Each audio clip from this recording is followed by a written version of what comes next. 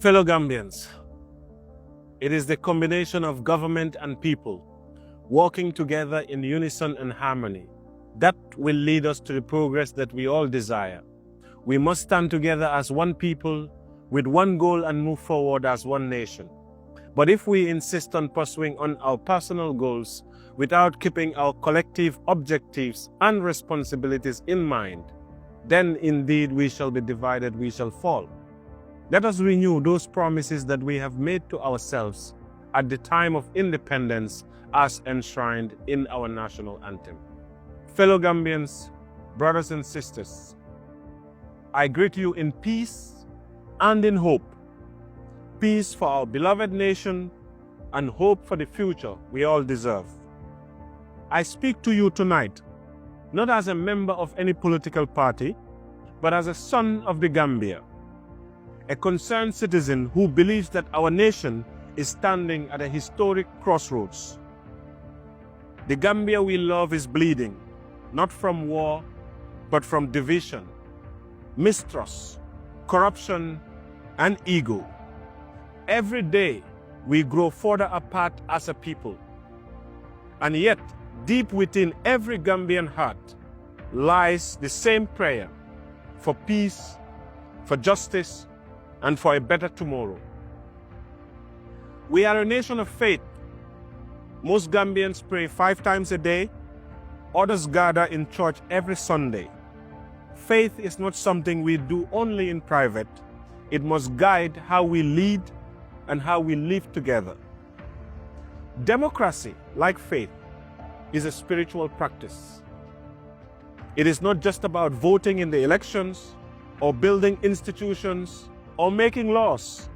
It is about listening to one another, observing one another, and working together and resolving our problems and conflicts non-violently. We must work together to our determined destiny. It demands humility, the humility to accept that no one of us has all the right answers, and the love of our people, especially those with whom we disagree the most.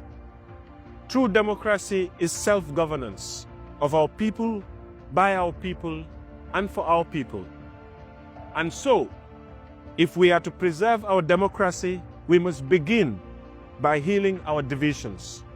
Today, we have more than 22 political parties in the Gambia. Yet, how many of these parties truly stand for the people? Too many are born out of anger, only to end up joining the same system they once opposed. That is not integrity, that is not service, and that is not leadership. If we truly seek change, we must speak the truth.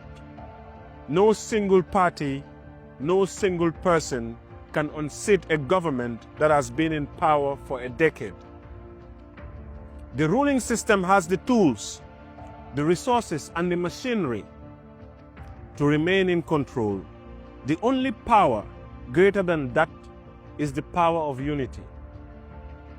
That is why tonight I call upon every spiritual leader, every opposition leader in this country, Lawyer Ousainou Darboe, Honorable Sidia Jatta, Honorable Halifa Sallah, Honorable Mama Kandeh, Honorable Essa Fall, Honorable Rohilo, Honorable Lord Mayor Bensouda, Honorable Yankuba Darboe, Honorable Fatoumata Tambajang.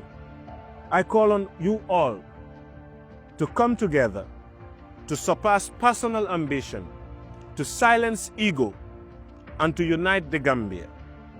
The coalition talks must not begin in January 2026. They must begin now.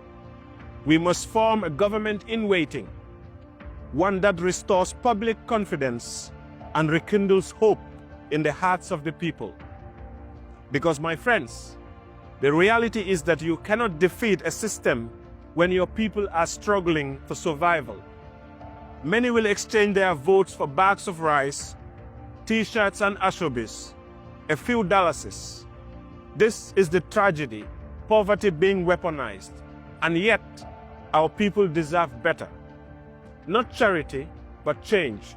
Not handouts, but hope. As political rallies today, what do we hear? Not inspiration, but insult. Not policy, but personal attacks. Not leadership, but loudness. Is this what we want to teach our children? That politics is about hatred and humiliation? We the youth, 65% of this nation, are scattered across party lines, fighting one another while our future is being decided without us. In doing so, we are digging our own graves. But today, we say enough is enough. This is not the Gambia we want. This is not the future we deserve. It is time for transformation of not government alone, but of mindsets and morals. As for Kemo, I have decided to run for office. But let me make one thing clear. If all opposition parties unite in a genuine coalition, I will withdraw my candidacy because this fight is not about me, it is about the Gambia.